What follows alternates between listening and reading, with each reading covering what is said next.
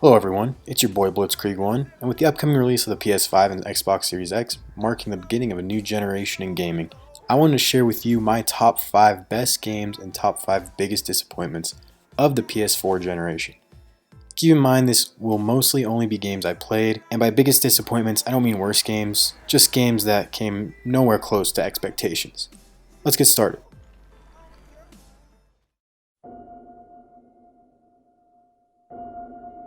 At the end of the PS3 generation, Fallout had become a huge series with die-hard fans after 2 massive hits in a row, Fallout 3 and one of my favorite games ever, Fallout New Vegas. Fallout 4 released and was still a great game but left some feeling a little disappointed with its execution. I think many fans, including myself, were hoping that Bethesda would learn from their mistakes with Fallout 4 and maybe update their creation engine finally, and that the next in the series would be a masterpiece. But then Todd Howard spread his cheeks and out came Fallout 76. Broken, boring, all around just kind of bad. To me, Fallout was always a single player experience where I could explore an interesting wasteland with a great aesthetic, interesting characters everywhere, stories to be found, and a main campaign that would force you to make multiple, impactful choices. And in Fallout 76, most of that stuff is gone, just so that Bethesda could shoehorn in online aspects and microtransactions everywhere. Thanks Bethesda, very cool. I did still enjoy my time with the game, exploring some of the wasteland, pretty much ignoring all of the online aspects, but it was nowhere near the quality of the Fallout I once knew.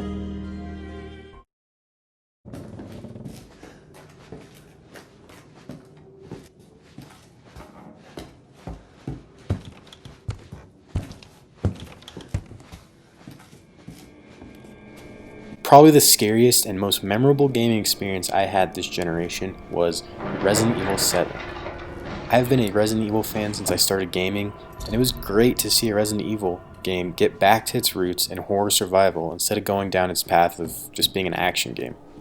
Exploring this dark mansion with its infected inhabitants was truly horrifying, and the experience was only made more terrifying with PSVR. I played the whole game in VR, and I highly recommend you do it if you can. This game is video game horror perfected. The first playthrough, when you don't know what you're doing or where the scares are, will really have you on edge. I love playing VR, and this one is one of the few VR games that is actually good without VR. It had some interesting and fun downloadable content, and I actually thought the demo was amazing. I'm just hoping that RE8 sticks to a similar formula and doesn't resort back to just action.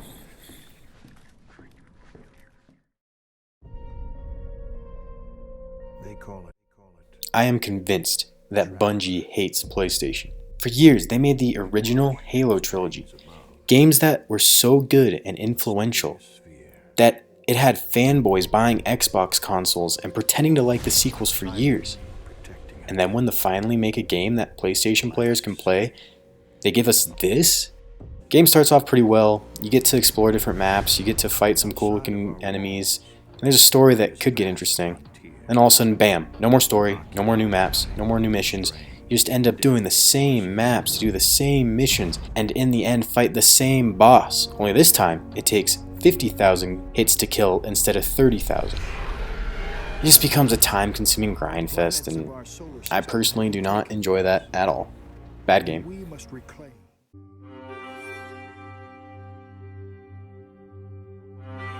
I had never played a God of War game before, so I went into this one a little skeptical, but with the first, I already was blown away. The combat started off a little hard to get the hang of, but soon I was putting together satisfying combos to mow through different enemies. This game combined linear storytelling with open world exploration beautifully. The graphics were amazing, and the emotional story was only enriched with lore of gods and goddesses. The game really nailed gameplay, from puzzles to hacking and slashing to different challenges and to challenging opponents. Like, really challenging if you wanted it to be. I hate to admit it, guys, but I've been a fraud this entire time. I'm not as epic as you all thought. I'm sorry. But I wasn't able to beat the Queen Valkyrie on the hardest difficulty. But on the real, I love that the game gives you an option to be difficult yet feel fair at the same time. God of War was an amazing experience, and the only reason it isn't higher on the list is because usually when I beat a game I love, I replay it immediately, but for some reason I didn't with this one, so yeah.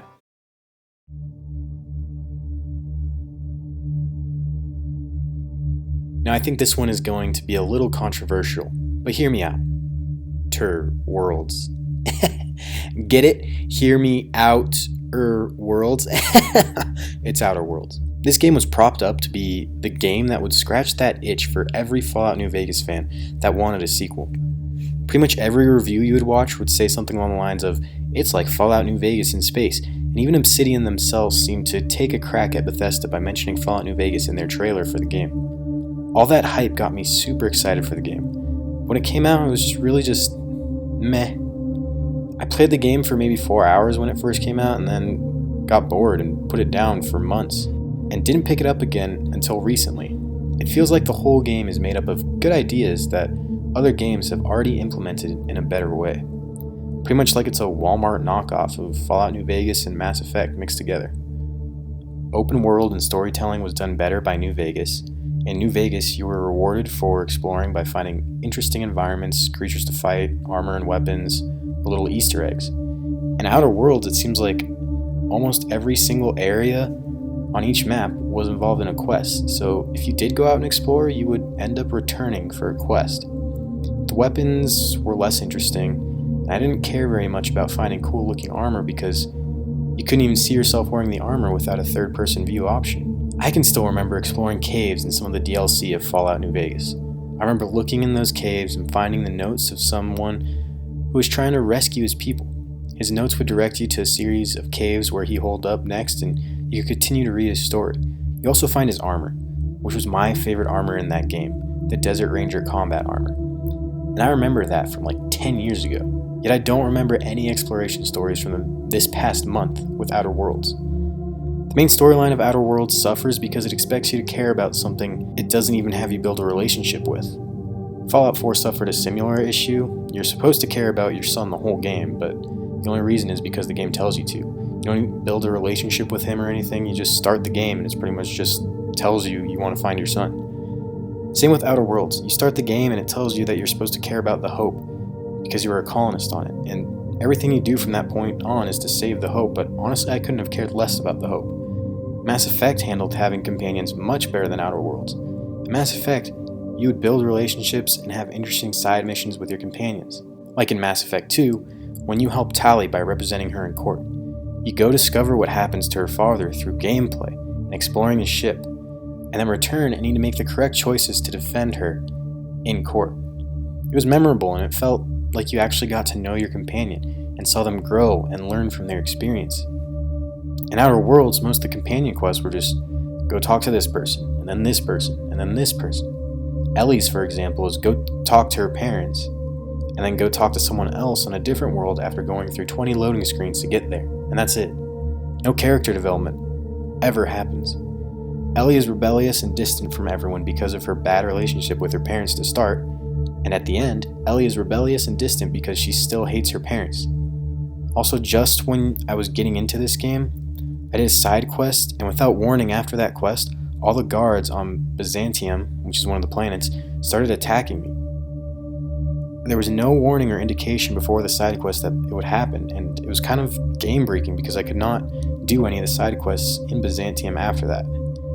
This game was by no means a bad game, but me being a part of the hype train before its release and having Fallout New Vegas and Mass Effect to compare it to had this game feeling like a disappointment.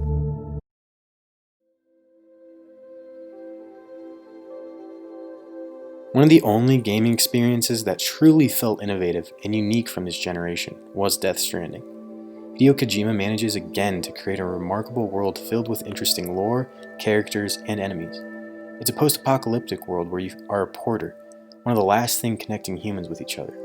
The gameplay is something truly different from anything else and will have you concerned with package conditions, the amount of time you are taking to deliver the package, your route to each destination, weight management, and how to get around obstacles in the terrain. The very Kojima-like storyline kept me intrigued, the beautiful visuals and soundtrack kept me in awe, and the gameplay kept me satisfied with the feeling of progression and mastery of the mechanics. After a long day, it was great to come home and just relax playing this game. If you're looking for something that really is different, play this game.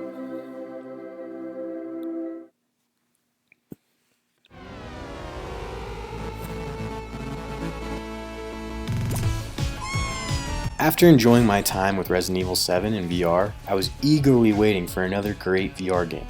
And finally, AstroBot VR came out with amazing critic reviews. I thought, this is great, a platformer in VR. Old great platformers like Mario 64 had issues with the camera, and now that can be fixed with VR because you're the freaking head is the camera. There's no way they could mess this up.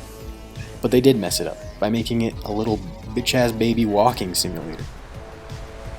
Remember when people liked 3D Mario games because the movement was fast and fun with multiple traversal options? Well yeah, there's none of that here. You move around at the pace of a sloth, and you only have a jump, hover, punch, and spin move, which is really annoying because you can't jump until the complete animation of the spin move is over. Remember when people liked Crash because it provided gamers a challenge to overcome with obstacles and timing? Yeah, none of that here in AstroBot VR. No challenges, no difficulty, the whole game is a freaking cakewalk. And yeah, I know it's a kids game, but people under the age of 12 are not supposed to even use VR headsets. I'm pretty sure a 13-year-old kid has the mental capacity to do more than press X to jump over a tiny gap. Yeah, the game has cool visuals and the gimmicky stuff of VR is neat, but it just gets so boring. I honestly have never disagreed with critic scores more.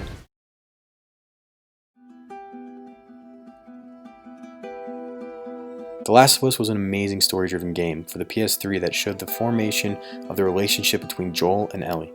It was an unforgettable experience with some of the best characters that gaming has to offer, and The Last of Us 2 was my most anticipated game since it was announced. And I'm happy to say it did not disappoint. The Last of Us 2 takes you on an emotional roller coaster. It takes huge risks by killing of beloved main characters, and then have you playing as the antagonist for pretty much half the game.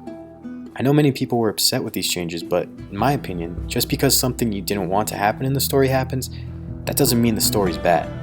This game dares to show us both sides of a conflict, explaining the motivations of our villain and casting her in a good light, and then displaying the worst of our hero, Ellie, making her actions morally questionable.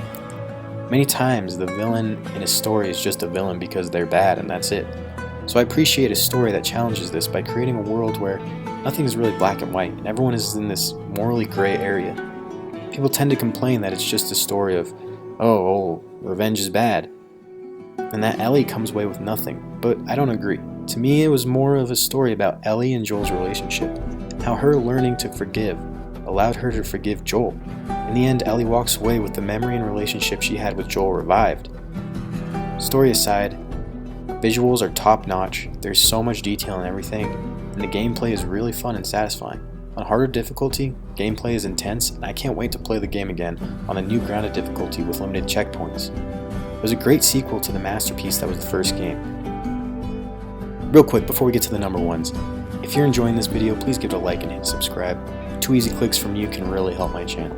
Alright, back to the video.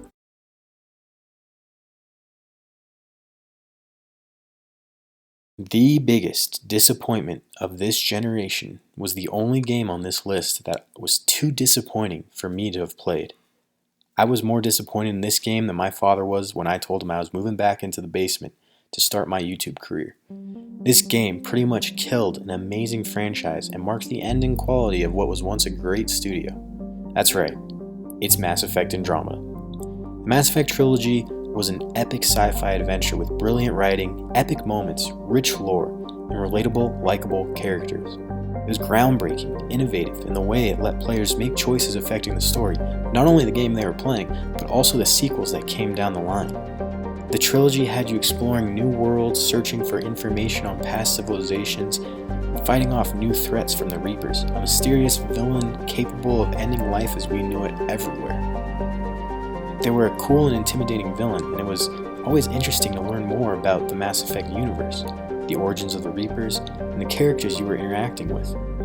The games always looked good graphically when they were released, and the combat was fun as well. And what followed up this successful, well-loved trilogy? This massive pile of turd. To start with, when this game released, it was broken. Glitches could be found everywhere online, and it became the laughingstock of many on the internet. The game didn't look good, animations were off, and the faces of the characters just looked bad. But beyond surface level stuff, the game's writing was not on par with the original trilogy. Characters weren't as likable, the story wasn't as interesting, and they added open world for no reason. Open world was in the first game, and left behind in the second because there was no need for it and it wasn't fun. But they added it back for some reason. The game was just simply not that good. And what made it worse was seeing BioWare fall from grace. There were many claims that female characters were made uglier intentionally to fit some form of an agenda. BioWare seemed like they were not taking criticism seriously by joking about their Metacritic score on social media, which came off as arrogant. There were claims that much of the brokenness of the game could be blamed on BioWare deciding to only hire based on diversity instead of qualification, which I don't know if it's true or not, but something obviously went wrong. This was just so disappointing because it killed the Mass Effect series, probably my favorite series from PlayStation 3, and marked the downfall of BioWare, evidently as they went on to make Anthem.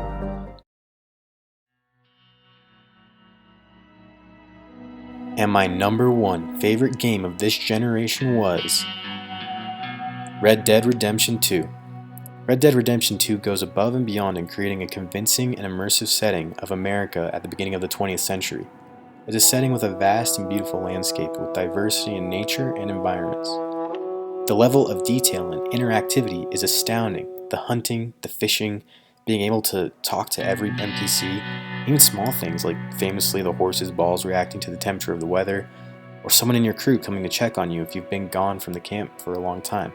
It all culminates into an extremely high level of immersion for the player that games don't often achieve. Arthur Morgan is one of my favorite characters in gaming of all time. Too many times we see the player-controlled character have little to no personality. That's not the case with Arthur. The story of the game is great, times of excitement and desperation, ups and downs, all while Arthur goes through a redeeming character arc as he comes to terms with his inevitable death. Exploration is rewarding. You might find a rare animal to hunt, some unique NPCs, a rare gun to use, a beautiful landscape, or you can just simply enjoy being a cowboy and riding around on your horse. For me personally, I played this game at a time when I was living in the armpit of the United States, Southern California, more specifically LA, and even more specifically South Central LA. Ugh. The underlying theme in the game of sadness that the great American frontier with all of its natural beauty and freedom was being taken over by civilization and city folk was something that was very relatable to me. And I would love turning on my PS4 and escaping the huge crowded, filthy, and disgusting city of LA and spend time in the world of Red Dead. Instead of being immersed in it so much, I went out and got a cowboy hat myself. A lot of people complain about the shooting mechanics, which is understandable, but I found that playing through the combat portions in first person and everything else in third person was the most fun for me. Red Dead Redemption 2 was the pinnacle of what an open world game in this generation could be. A relatable main character, a beautiful and detailed world to explore, themes I could relate to, and a wonderful story all brought together to create the game that I will remember the most from this generation. Thank you for watching my list of top 5 best games and top 5 biggest disappointments. Let me know in the comments below if you agree with my list or not. What were all of your top 5 best and worst of this generation? On a quick note, while making this video, I realized I completely forgot about Uncharted 4, The Witcher 3, and Metal Gear Solid 5, which all might have been somewhere in my top 5. Metal Gear Solid 5 definitely should be. I don't know. It's hard to put the top games into a list when there were so many good ones. Anyway, thank you for watching.